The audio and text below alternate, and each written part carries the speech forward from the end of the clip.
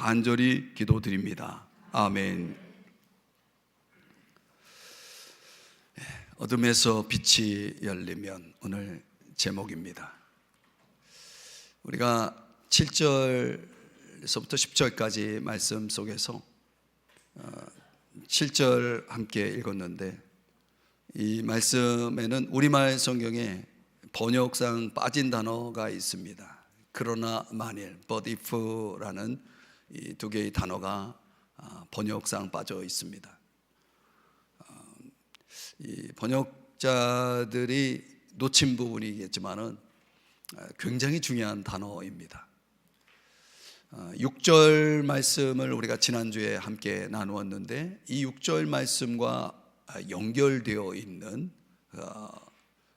중요한 단어입니다. 6절에서 우리가 살펴본 내용이 뭡니까? 하나님과 사귐이 있다 하면서 어둠에 행하고 진리를 행하지 않는 그리스도인들에 대해서 이야기를 했습니다. 진리와 그리고 도덕을 별개로 취급하는 외식자들에 대해서, 입술로는 신앙을 고백한다 하지만은 진리를 행하지 않는, 삶으로는 전혀 그렇지 않은 이중인격자의 모습에 대해서, 과연 그리스도인들 안에서 이런 삶을 살아가는 사람들이 존재할까 생각하겠지만 사실은 많습니다. 이런 어둠 속에 있는 사람들을 이야기한 후에, 그러나 만일, 오늘 7절에서 이런 단어로 시작하는 이유가 뭐겠습니까? 이건 일종의 반전이죠. 그러나 만일, 어둠 속에서 있었지만은 그러나 만일이라고 하면서 이어지는 말씀에 보면, 그가 빛 가운데 계신 것 같이 우리도 빛 가운데 행하면, 이 어둠 속에서 빛이 열리는 거죠. 어둠 속에서 하나님의 빛이 우리 가운데 이렇게 임하게 되면, 이제 우리 안에 있는, 우리의 삶 속에 있는, 우리 마음 속에 있는 어둠의 그 생각들이나 행위들이, 은행들이 적나라하게 드러나는 것입니다. 하나님이, 나와 하나님과의 관계 속에서 벌어지는 이런 빛의 역사가 있으면은, 우리는 그 빛의 역사 속에서 두 가지 중에 하나를 선택하는 겁니다. 어떤 사람은 더 어둠 속으로 들어가는 사람이 있습니다. 자기 어둠을 더 가리기 위해서 더 깊은 어둠 속으로 들어가서 어둠을 정당화하고 양심을 저버리고 죄의식을 저버리는 그런 선택을 하는 사람이 있습니다. 그런데 다른 하나의 선택은 빛이 임할 때에 하나님께로 돌아가기로 결정하는, 작정하는 사람들이 있습니다. 우리는 당연히 후자가 돼야 됩니다. 하나님이 우리 가운데 빛을 열어주실 때 어떻게 열어주시냐? 하나님의 말씀을 들을 때 열어주십니다. 또 살다 보면 내 힘으로는 어찌할 수 없는 통제불능의 환경을 통해서도 빛을 열어주십니다. 어떤 경우에는 하나님이 내 속에 양심을 통해서 그 빛을 열어주시기도 합니다. 어떤 경우는 내 주변에 정말 내가 본받고 싶어하는 좋은 신앙인의 모습 속에서 그의 그 거룩함과 그의 그 사랑함의 삶의 모습을 통해서, 그의 간증을 통해서 내 안에 빛이 열리는 그런 역사가 일어나기도 합니다.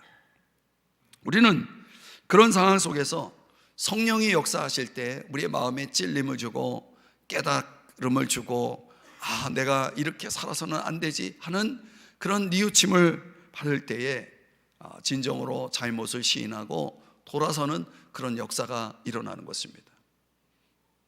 어둠에서 빛이 열리면 그렇게 되는 겁니다. 그러면 어떤 결과가 나오느냐? 세 가지 결과가 나오는 것입니다. 첫 번째는 서로 사귐이 회복됩니다. 서로의 사귐이 회복된다.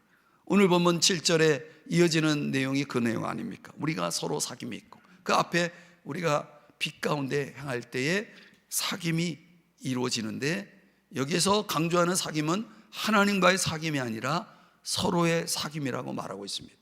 이 서로 사귐을 회복한다는 의미가 도대체 뭐냐?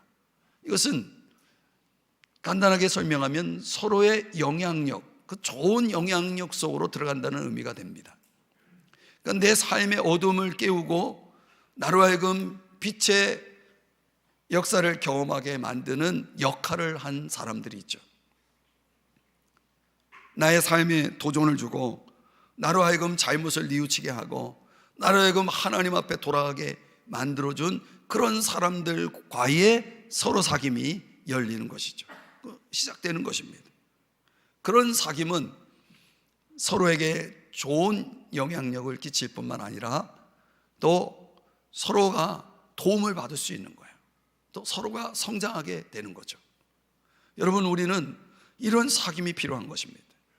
도움을 주고 또 성장하게 하는 그런 사귐, 서로에게 좋은 영향력을 끼치면서 사귐 속에 있다는 것이 얼마나 큰 축복인지 여러분 아십니까?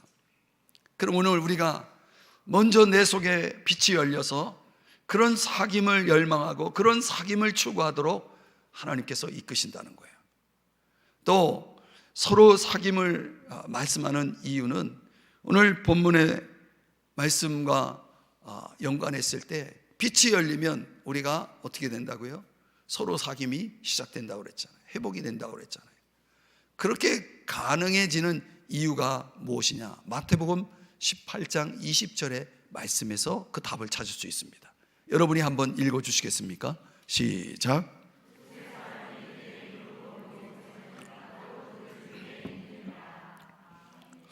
여러분, 빛이 열리면 우리의 사귐 가운데 주님이 함께하고 있다는 의식을 갖기 시작합니다. 그냥 인간적으로 사람이 좋아가지고 만나고 사귀면 된다 이런 차원이 아니라, 그냥 인간적으로 좋은 게 아니라 우리의 모임 속에, 예수의 이름으로 모인 우리의 모임 속에, 사귐 속에 주님이 함께하고 있다라고 하는 의식을 갖게 됩니다. 그러니까 우리의 사귐은 진정으로 주님을 추구하고 주님이 함께 하시기 때문에 주님을 의식하고 주님의 그 기뻐하시는 뜻을 추구하는 그런 진정한 의미의 사귐을 하게 되는 거죠. 그러니까 주님이 우리와 함께하고 있다는 그 사실을 인식하면 그 사귐은 참으로 거룩한 사귐이 될 수밖에 없는 것입니다. 종종 우리가 사귐 속에서, 바로 우리가 예수의 이름으로 모인 사귐 속에서 예수님이 우리와 함께하고 있다는 사실을 망각할 때가 많아요.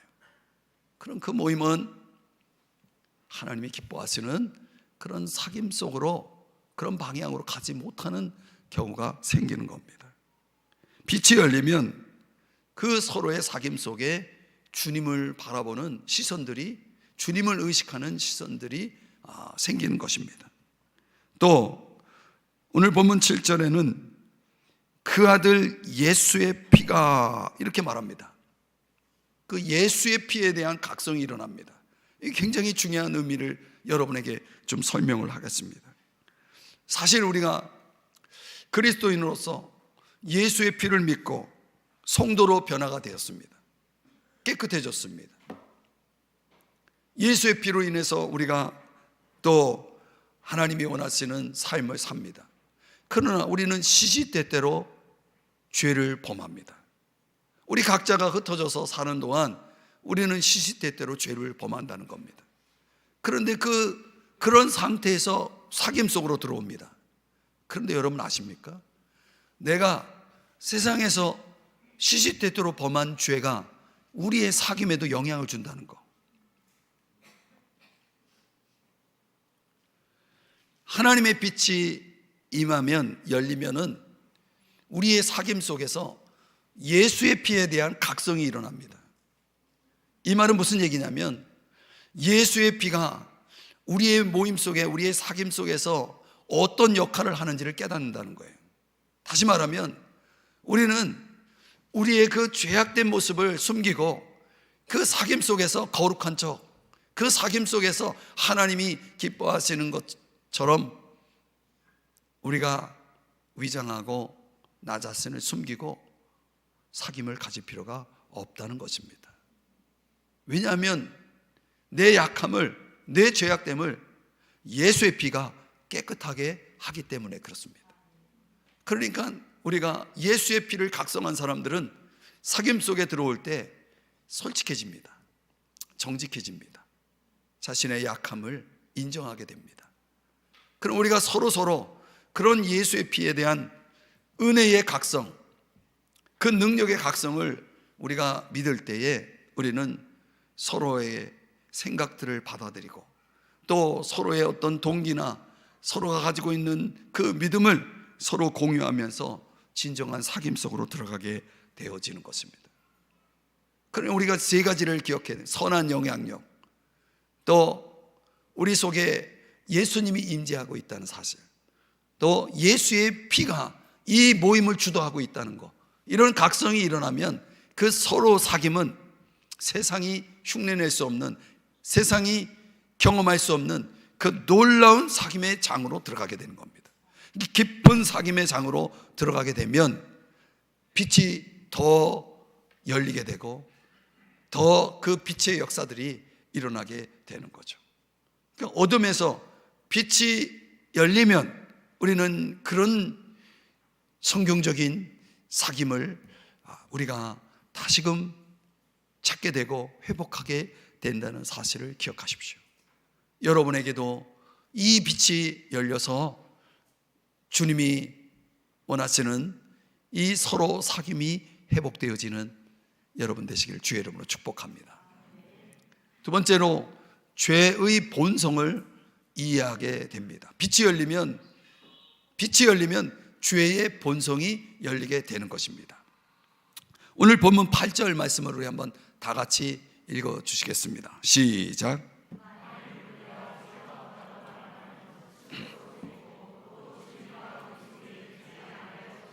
아멘. 여러분, 만일 우리가 죄 없다고 말하면, 여기 왜 말하면이라는 단어를 강조하고 있는가? 이유는 신앙생활은 말로 하는 게 아니라는 것을 강조하는 겁니다. 말이 전부가 아닙니다. 신앙생활의 진수는 말에 있지 않고 행동에 있다는 것을 강조하기 위해서 이 표현을 지금 쓰고 있습니다. 그러면서 죄가 없다고 말하는 것입니다. 죄가 없다고 말하는 것입니다. 여기서 말하는 죄는 원죄라고 말하죠. 우리 믿는 자들 안에 있는 죄의 성품, 줄여서 죄성이라고 말하죠. 이 죄성이라는 것은 내가 원하든 원치 않든 자꾸 나를 죄짓게 만드는 쪽으로 가게 하는 그 성향이, 성품이 내 안에 있다는 거예요. 여러분, 이걸 깊이 이해할 필요가 있습니다. 그런데 빛이 열려야 이걸 이해하게 된다는 거예요. 그러니까 우리는 다 저마다 괜찮은 사람으로 나 자신을 이해하고 있습니다. 이 정도면 됐다 이렇게 생각할지 모르겠습니다. 그러나 이 죄의 성품을 이해하면 결코 나는 괜찮은 사람이 아닙니다. 선한 사람도 아닙니다. 착한 사람도 아닙니다. 마음에 들만한 사람도 아닙니다. 오늘 8절에서 말하는 것처럼 왜 죄가 없다라고 말하는 사람이 있는가? 이 말은 나는 사람들 앞에서 말 그대로 죄 없이 떳떳하게 양심껏 살고 있다 이렇게 말하는 사람들의 이유는 스스로 자신이 도덕적 인간이라는 이해 때문에 그렇습니다. 스스로입니다. 도덕이라는 것은 상대성을 가지기도 하거든요. 그러니까 내 주변에 있는 사람보다 내가 훨씬 더 잘 살고 있어요. 그럼 나는 도덕적인 사람이고 나는 죄가 없다라고 생각하는 거죠. 그 기준이 잘못된 겁니다. 또 오늘날 구원파와 같은 잘못된 이단에 의해서 잘못된 가르침의 영향 때문일 수도 있습니다. 이 사람들은 영적으로 구원받았기 때문에 육적으로 아무리 죄를 지어도 자기들은 죄가 없다라고 주장하는 사람들입니다. 말도 안 되는 사람이죠. 죄를 범하고 죄가 없다라고 말하는 거야. 왜? 나는 영적 구원을 받았기 때문에. 이게 말이 됩니까? 이런 엉터리 이단들의 가르침이 알게 모르게 우리들에게도 영향을 미치는 거야. 나는 구원받았으니까 나는 죄를 지어도 죄가 없다, 이렇게 생각을 하는 겁니다. 그렇지 않습니다, 여러분. 어떻게 보면 정통 신앙 고백은 있는데 정통 실천이 없는 그런 왜곡된 신앙인의 형태가 있을 수 있는 거죠. 그런 경우를 누구에게서 많이 보냐면 정치인들에게 많이 봅니다. 정치인들을 대표하는 빌라도의 이야기를 한번 성경에서 보면 마태복음 27장 24절에 보면 뭐라고 말하냐면, 빌라도가 나는 죄가 없다, 예수를 십자가에 못 박는 그거에 대해서 너희들이 책임을 져라 하면서 뭐라고 말하냐면 나는 죄가 없다라고 주장을 합니다. 그런데 예수님께서는 그걸 반박하면서 요한복음 19장 11절에서 뭐라고 말하냐면, 나를 내게 넘겨준 자의 죄는 더 크다. 너도 죄가 있지만 나를 너에게 넘겨준 자들의 그 유대인들의 죄는 더 크다, 이렇게 말씀을 하신 겁니다. 그러니까 빌라도는 정치인 아닙니까? 행정가죠. 그러니까 자기 스스로는 죄가 없다라고 공언을 한 것이죠. 그러니까 오늘날 역사와 현재가 보여주듯이 많은 정치인들은 죄가 없다고 공언합니다. 그 뒤에서 어둠의 일을 하면서 사람들을 속이는 거죠, 말하자면. 그런 이유로 얼마나 많은 사람들이 속고 또 고통을 당하는지 우리는 이 역사를 통해서, 현실 세계를 통해서 보게 되는 것입니다. 그러나 예수님은 빌라도를 정죄하셨습니다. 그의 죄를 선언하셨고, 그리고 그를 심판했습니다. 똑같이 이렇게 정직하지 못하고 도덕적으로 타락한 자들은 언젠간 반드시 심판을 받게 돼 있는 것입니다. 우리가 흔히 이렇게 도덕적으로 무감각하고 사람들 앞에서는 죄가 없다라고 공언하는 이런 태도를 가지고 살아가는 사람에 대해서 오늘 성경 8절에서는 뭐라고 말하냐면 스스로 속이고 라고 말하고 있습니다. 이런 걸 우리는 다른 말로 자기 기만이라고 하죠. 위선자들이죠. 이런 기만은 사탄의 역사로 말미암아 일어나는 결과거든요. 여러분, 성경에 나오는 다윗도 이런 자기 기만에 빠진 적이 있습니다. 죄를 범하고도 자기는 아무 일도 없는 것처럼 말 그대로 태연하게 일상을 보냈습니다. 그 죄를 깨닫지 못하는 거예요. 그런데 나단 선지자가 하나님의 말씀을 전하면서 그의 죄를 지적합니다. 그동안 자기를 합리화하고 방어 기제에 그 속에 응거하고 있었던 다윗의 그 마음이 빛으로 인해서 드러난 겁니다. 그러니까 결국 자기 죄를 인정하게 되잖아요. 그러니까 우리는 살면서 스스로 기만할 때도 많고 사람들 앞에 죄 없는 모양으로 생활할 때도 많고, 그런 것들은 다 나의 실체와는 상관이 없는 것입니다. 그럼 우리는 우리 자신을 깊이 성찰하지 않으면 안 되는 것입니다. 이거는 기독교 안에서만 가능합니다. 하나님의 빛이 주어질 때만 가능하다는 것입니다. 오늘 보면 10절 말씀에 보면 또 이렇게 주장하는 사람이 있다는 거예요. 만일 우리가 범죄하지 아니하였다 하면. 이 범죄라는 게 뭡니까? 문자적으로는 의도적으로 하나님의 법을 깨는 겁니다. 의도적으로 깨는 겁니다. 여러분, 솔직히 우리가 믿는 사람으로서 죄를 범할 때 의도적으로 범합니까? 그런 사람 없을 거예요. 오히려 죄를 가능하면 내가 죄를 짓지 않으려고 힘을 쓰지 않습니까? 죄를 이겨내려고 힘쓰지 않습니까? 그런데 의도적으로 죄를 범한다. 이거는 어둠 속에 있는 그리스도인들은 가능합니다. 어둠 속에 있는 그리스도인들은 의도적으로 죄를 범하는 것입니다. 그럼 우리가 생각해 볼 때 도대체 왜 이렇게 하느냐는 거예요. 왜 의도적으로 죄를 범하고 시시때때로 죄를 범하느냐? 그것은 오늘 성경이 우리에게 가르쳐 주는 대로 우리 안에 죄성이 있기 때문에 그렇다는 거예요. 이걸 깊이 이해해야 됩니다. 로마서 3장 23절에 보면 모든 사람이 죄를 범하였음에라고 하나님이 선언하셨어요. 하나님 말씀이에요. 그런데 나는 죄가 없다라고 주장한다면 이 말씀을 정면으로 거부하는 거죠. 그래서 오늘 본문 10절에서 그의 말씀, 즉 하나님의 말씀이 우리 속에 있지 아니하다, 이렇게 된 사람들은, 말씀이 없는 사람들은 자기 스스로는 죄가 없다라고 생각하고 살아가는 거예요. 그러니까 말씀이 없다는 것은 예수님이 그 속에 없다는 거고, 예수님이 없다는 것은 그에게 아직 복음이 들어가지 않았다는 거예요. 그러니까 이런 사람들은 반드시 예수 그리스도를 믿고 영접해서 구원을 받아야 됩니다. 그리고 이미 구원을 받은 사람이라면 내가 어디에서 떨어졌는지 돌아보고 회개하고 빨리 제자리로 돌아와야 됩니다.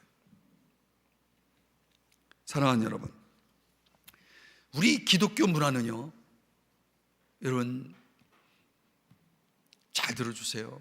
우리 기독교 문화는 죄의식 문화입니다.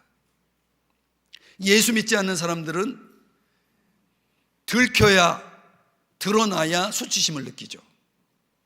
그러나 진정한 기독교인은 사람들이 몰라도, 드러나지 않아도 죄에 대해서 수치심을 느껴야 됩니다. 만약 내가 그것이 없다 그러면 나는 지금 진정한 기독교인이 아닙니다. 죄를 지었을 때 죄의식이 느껴지고 수치감이 느껴져야 그게 기독교인입니다. 오늘날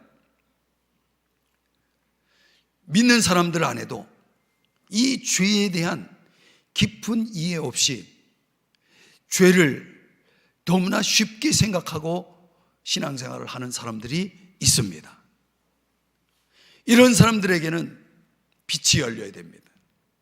그래서 자기 속에 숨어있는 그 죄를 봐야 됩니다. 예를 들면 이런 얘기입니다.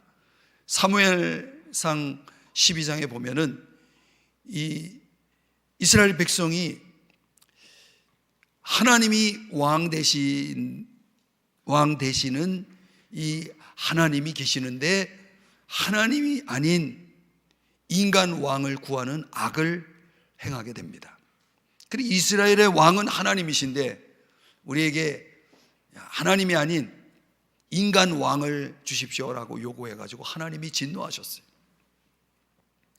그래서 백성들이 사무엘에게 와가지고 뭐라고 말하냐면, 사무엘이요, 우리를 위해 기도해 주십시오. 하나님이 지금 진노하셔서 우리가 하나님 앞에 죽임을 당할 수 있으니 우리가 죽지 않도록 우리를 위해 기도해 주십시오.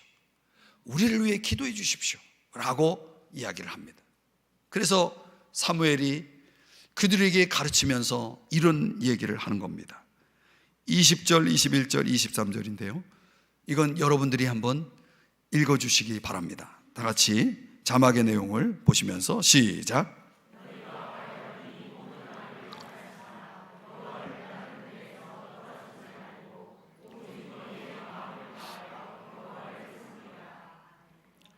21절, 23절도 시작.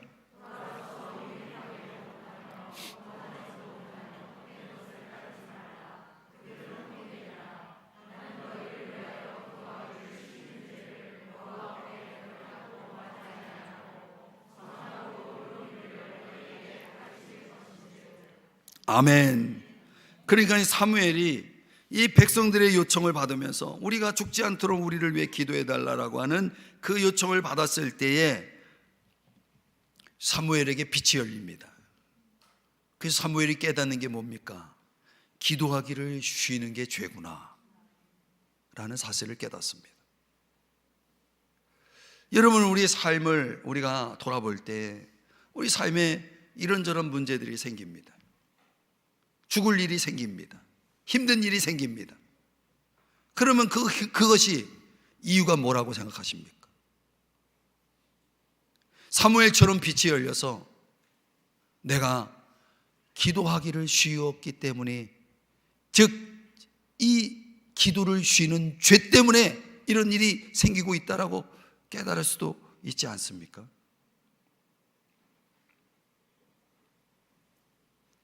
이건 빛이 열렸기 때문에 사무엘이 이런 말을 할 수 있는 겁니다. 여러분이 살면서 기도를 쉴 때가 얼마나 많습니까? 그게 죄예요, 여러분. 죄. 기도를 쉬는 게 죄입니다. 그런데 그 죄를 여러분 죄라고 생각해 본 적 있습니까? 아유, 연약하니까, 아유, 시간이 없으니까.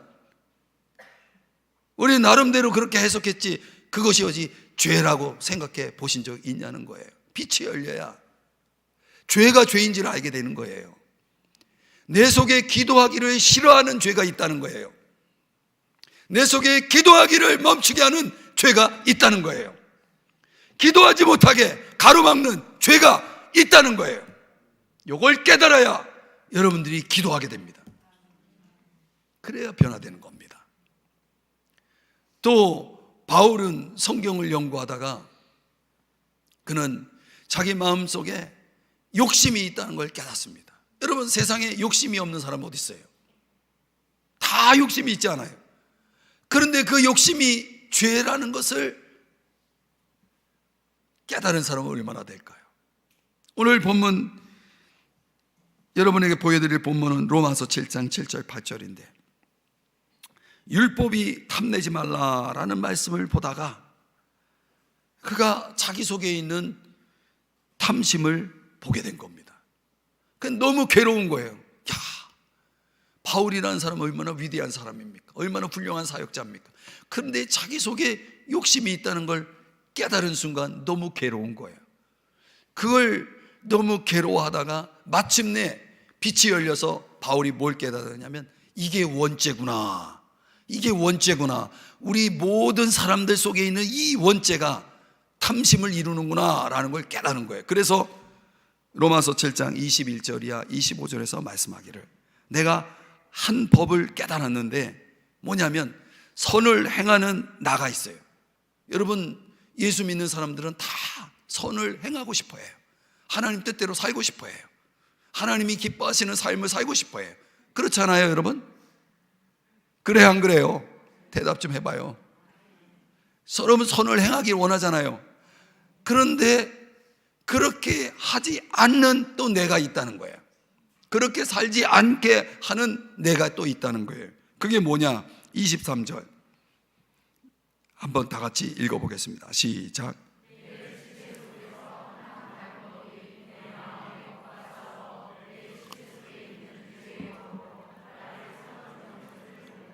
그러니까 우리 속에서 이 두 가지가 싸우고 있는 거예요. 싸우고 있는 거예요. 하나님 뜻대로 살고 싶어하는 나, 하나님과 정반대로 살고 싶어하는 나, 이 두 가지가 싸우는데, 죄성이라는 건 항상 이쪽으로 하나님이 원치 않는 것을 행하게 만드는 쪽으로 나를 이끌어 간다는 거, 나를 사로잡는다는 거예요. 그러니 나는 이제 뭐예요? 나는 공고한 사람. 24절에서 말하는 것처럼 나는 사망의 몸이 되는 거예요. 이제 난 죽었구나. 이렇게 살다가는 내가 죄의 값은 사망이기 때문에 나는 죽게 돼 있는 거예요. 그럼 어떻게 이 사망의 몸에서 나를 건져낼 수 있겠느냐라고 하는 것을 갖고 묵상하고 기도하다가 깨달은 거예요. 예수의 십자가가, 예수의 부활이 나를 이 원죄에서 자유케 했다는 사실을 깨달은 거예요. 이 죄를, 원죄를 내가 이길 수 있다는 걸 깨달은 거예요. 그래서 우리 주 예수 그리스도로 말미암아 하나님께 감사하는 모습을, 이 고백을 지금 바울이 하고 있는 것입니다. 사랑하는 여러분, 그렇습니다. 어둠에서 빛이 열려야 내가 나를 알아요. 진정한 나를 아는 겁니다. 우리는 겉으로 보면 다 좋은 사람이고, 다 괜찮은 사람이고, 다 착한 사람이고, 다 좋은 사람이에요. 그렇죠? 그러나 하나님 보실 때는 아니에요. 하나님이 보시는 나를 볼 수 있어야 되는 거예요. 이 내 속에 있는 이 죄의 깊은 것을 봐야 내 속사람이 진정으로 변화되는 것입니다. 바뀌어지는 것입니다. 그러지 않고는 결국 나를, 이 내 속에 있는 원죄를 가진 나를 주장하며 살아갈 수밖에 없게 되어지는 것입니다. 그러면 하나님 뜻대로 살 수가 없는 거예요. 우리는 경험하잖아요. 잘 안 되잖아요. 그 안 되는 이유가 뭐냐는 거예요. 그게 내 속에 있는 죄라는 거예요. 그러니 여러분, 하나님이 여러분에게 말씀을 주시고 또 원치 않고 내가 감당할 수 없는 환경이 주어지고 또 내 양심의 가책이 느껴지고 내 주변에 정말 하나님 뜻대로 살아가는 사람들의 삶의 모습과 간증을 통해서 하나님이 여러분의 심령 속에 빛을 주시거든 여러분 속에 있는 죄를 보셔야 됩니다. 깨달으셔야 됩니다. 그리고 그 죄를 가지고 십자가의 은혜 앞으로 나가야 됩니다. 그 십자가 앞에서 나의 모든 죄가 해결됐다라고 하는 것을 여러분이 깊이 경험하셔야 됩니다. 그래야 여러분의 속에 있는 이 원죄를 여러분이 날마다 이겨내면서 살아가는 다른 삶을 살아가게 되는 것입니다. 여러분 모두에게 이 빛이 열리기를 주의 이름으로 축복합니다. 마지막으로 세 번째는 죄의 행위를 자백하는 것입니다. 여러분 정말 중요한 말씀을, 이 목은 아프지만 제가 정말 강조하고 싶은 말씀이 여기 있습니다. 여러분 우리는 이 시대에 문화라는 옷이 있습니다. 문화라는 옷이 있잖아요. 여러분 다 옷을 입고 있어요. 그러니까 이 세상이 추구하는 문화가 있잖아요. 그 문화를 우리는 거부하기가 참 어려워요. 왜냐하면 우리가 이 세상 속에 살기 때문에. 그런데 이 세상이 추구하는 문화라는 것이 어떤 성격을 가지고 있냐면 죄를 죄라고 말하지 않아요. 죄를 죄라고 말하진 않아요. 인정하진 않아요. 그래서 여러분 간음이 죄입니까? 우리 사회 속에 간음을 죄라고 말합니까?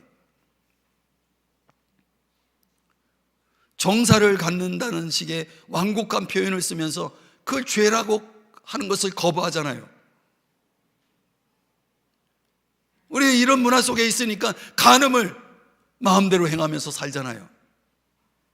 마치 그것이 문화인 것처럼 모두가 다 그렇게 하니까 그런 삶을 살려고 하잖아요. 여러분 도둑질이 죄입니까? 뭐라고 말합니까? 부수입이라고 말하잖아요. 여러분 이상한 세상이에요. 지금 이기심을 죄라고 말합니까? 자기 권리를 찾는 거라고 말하지? 다 죄 가운데 있으면서 다 나름대로 죄가 아니라고, 죄는 없다고 하는 그런 문화 속에서 우리가 살다 보니까 여러분 우리 사회가 심각한 겁니다. 심각한 겁니다. 절대 인정하지 않는 게 뭐예요? 죄를 지었다는 말입니다. 여러분 잘 생각해 보세요. 죄라는 것은 기준이 있을 때만 죄가 되는 겁니다.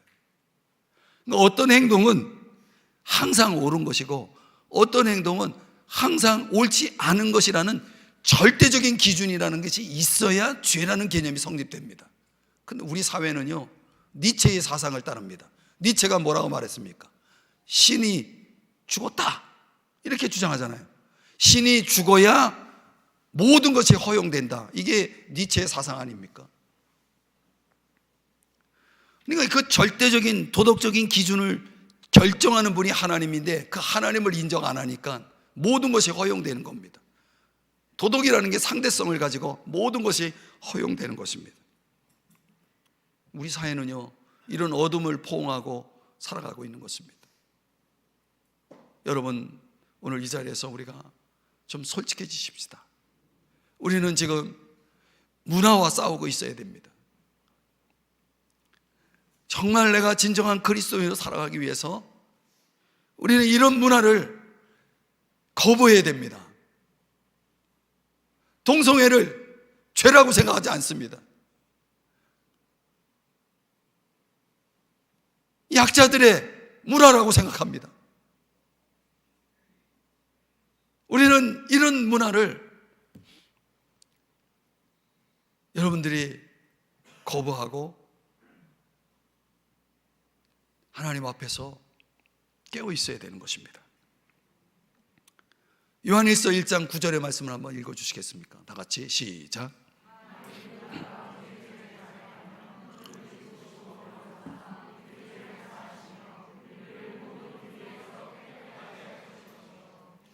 네, 신앙이 깊어지면 뭡니까? 우리가 정말 신앙적으로 우리가 성장하면 죄에 민감해집니다.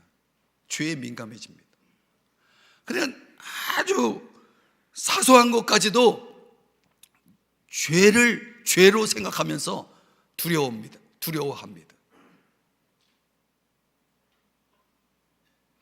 그렇게 되려면 계속 하나님의 빛이 우리 가운데, 우리의 삶의 전체를 아주 사소한 데까지도 하나님의 빛이 계속 임해야 됩니다.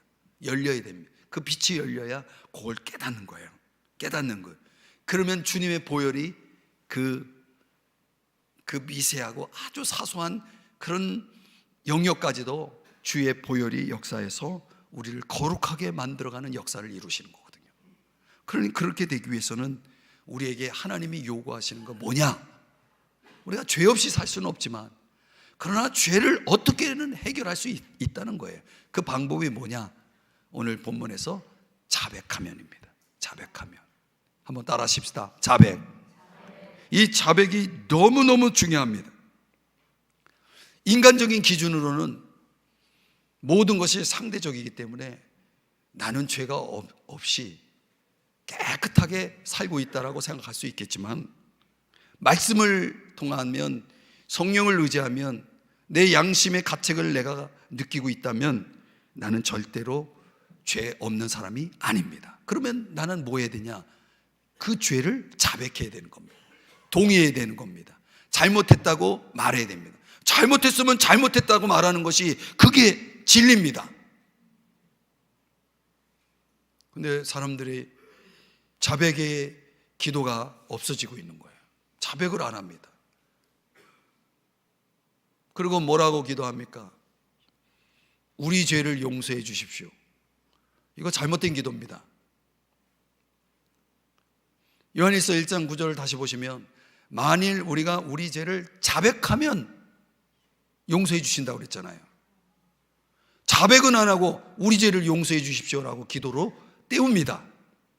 앞으로는 여러분 이런 기도를 드리지 마십시오. 용서는 자백이 있을 때 용서가 되는 겁니다. 자백이 뭡니까? 우리 죄를 용서해 주십시오라는 기도가 자백이 아닙니다.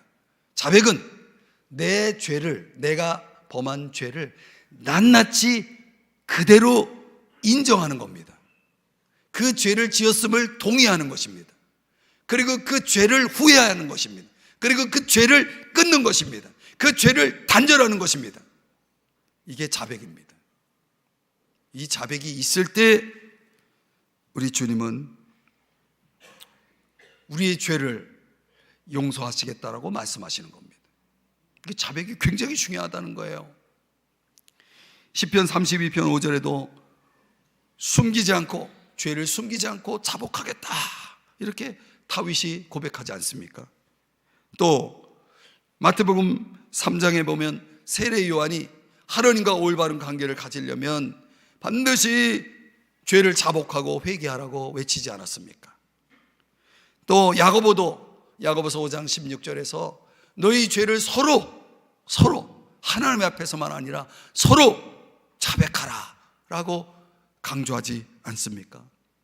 아브라함 링컨은요, 그는 일반 정치인이지만 자신들의 죄와 잘못을 고백하는 것은 인간은 물론 국가의 의무다라고까지 얘기했습니다. 국가도 잘못한 건 잘못했다라고 말을 해야 됩니다. 숨기지 말고. 우리 한 개인도 죄는 숨기는 것이 아니라 자백해야 되는 것입니다. 왜 이렇게 자백이 중요합니까? 자백하지 않으면 하나님만이 주시는 기쁨을 누릴 수 없습니다. 하나님만이 주시는 사랑을 경험할 수 없습니다. 하나님만이 주시는 능력을 누리지 못합니다. 하나님과의 교제가 단절됩니다. 하나님과의 교제가 단절될 뿐만 아니라 하나님이 우리에게 축복해 주시는 모든 좋은 것들을 가로막습니다.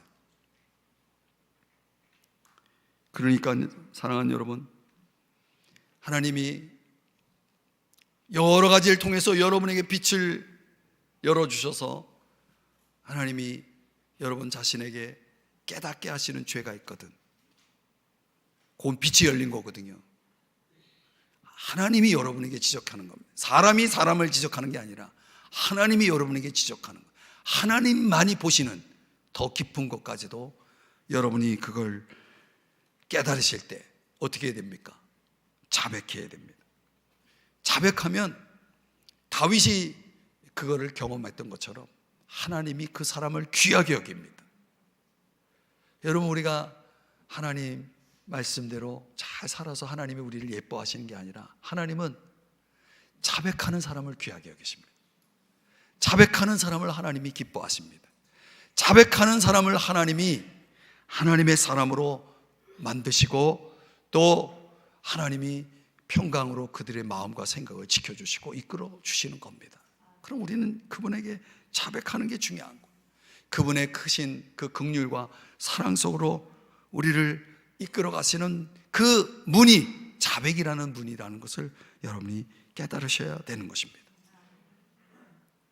자백하지 않고 그걸 끌어안고 살아가는 것도 얼마나 피곤합니까? 고달픕니까? 그럼 우리 죄를 용서해 주십시오라는 기도는 더 이상 저와 여러분의 기도 속에 있어서는 안 됩니다.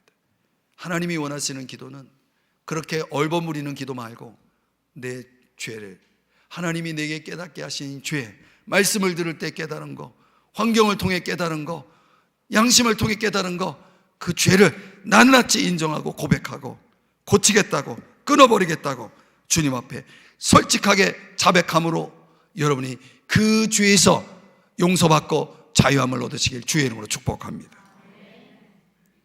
이제 말씀을 적용해 보겠습니다.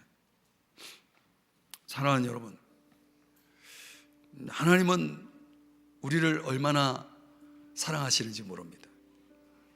우리가 살면서 이 어두운 세상을 살아가면서 믿는 자로서 참 부끄러울 때도 많습니다. 이 목사 자신도 참 하나님 앞에 부끄러울 때가 많습니다. 그럼 우리는 말씀을 접할 때마다 또 하나님이 사인을 주시잖아요.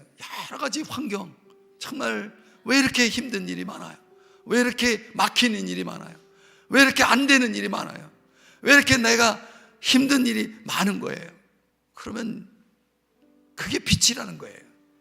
하나님이 뭔가 깨닫게 하시는 게 있다는 거예요. 내 양심을 통해서, 내 주변 사람들을 통해서 하나님은 빛의 문을 활짝 열어놓으시고 우리들을 통해서 주시고자 하는 축복을 이제 주시기를 원하시는 거예요. 그럼 우리는 서로 사귐이라는 이 놀라운 은혜를 회복하게 되는 거예요. 그럼 서로 사귐이라는 이 은혜가 회복된 사람들은 사람을 상대할 때 귀하게 여깁니다. 사람을 진정으로 사랑하게 되는 것입니다. 여러분, 가족을 정말 사랑하게 되고 성도를 사랑하게 되는 것입니다. 여러분의 이웃을 사랑하게 되는 것입니다. 그 사귐을 회복한 사람들이 가지고 있는 그 마음, 그 사귐을 통해 얻은 그 은혜의 마음이 그렇게 살게 만드는 겁니다. 또 다른 사람은 몰라도 나는 죄의 본성을 이해하고 있기 때문에 내가 얼마나 큰 죄인인지를 나는 아는 겁니다. 나는 너무나 큰 죄인이에요. 바울처럼 죄인 중에 괴수예요. 그런 나를 보면서 나는 애통해야 하는 것입니다. 나 자신을 보면서 애통하는 것입니다. 내 죄를 보면서 애통해야 하는 것입니다. 그러면서 주님 앞에 고백하는 거죠. 그런 나 같은 죄인을 예수 그리스도께서 십자가에 죽게 하시기까지 사랑해 주시고 나를 구원해 주셨으니 얼마나 감사한가. 하나님 앞에 진정으로 감사하게 되는 거예요. 그리고 우리는 그 빛 가운데 열려진 내 죄를 보면서 이제 진정으로 솔직하게 하나님 앞에서는 자백하는 겁니다. 자백하는 겁니다. 은근슬쩍 넘어가지 않습니다. 그러면서 주님 앞에 나는 죄인입니다 라고 고백하게 되는 겁니다. 나는 죄인입니다 라고 고백하게 되는 것입니다. 이게 우리의 기도의 전부일 수밖에 없습니다. 사랑하는 여러분, 오늘 종료주일이잖아요. 예수님이 예루살렘에 입성할 때 사람들이 뭐라고 외쳤습니까? 호산나, 호산나. 히브리어는 호시안나. 그 호산나라는 게 무슨 뜻입니까? 구하오니 지금 우리를 구원해 주십시오라는 기도예요. 기도예요. 저는 이 종료주일이 바로 이 호산나라는 기도를 생각하게 만드는 오늘 본문의 말씀의 묵상이라고 생각을 합니다. 그분의 구원이 필요한 거예요. 여러분, 다른 사람들은 나를 모릅니다. 그러나 하나님은 나를 잘 아시죠.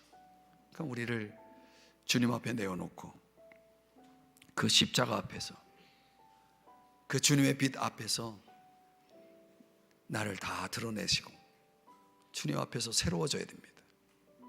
그래야 우리에게 종료주일이 있는 것입니다. 그래야 그분이 우리의 왕이 되시고, 그래야 그분의 그 십자가의 능력이, 권능이 나와 함께하고, 그래야 내가 세상 사람들과 다르게 살아갈 수 있는 것이고, 그래야 내가 하나님께 영광을 돌리며 살아갈 수 있게 되는 거예요. 여러분, 제가 오늘 목이 불편해서 오늘 제대로 주의 말씀을 다 전하지 못했지만 성령께서 오늘 이 말씀, 이 귀한 말씀을 여러분의 심령 속에 제가 다 전하지 못한 거 주님이 성령을 통하여 여러분에게 친히 말씀하시고 친히 전해주셔서 이 말씀, 이 복음 정말 깊이 깨닫고 오늘 이 십자가, 주님의 그 십자가를 깊이 깨달아서 우리의 인생 가운데 정말 놀라운 변화와 축복이 함께하기를 예수 이름으로 축원을 드리겠습니다. 기도하겠습니다. 사랑하시는 주님,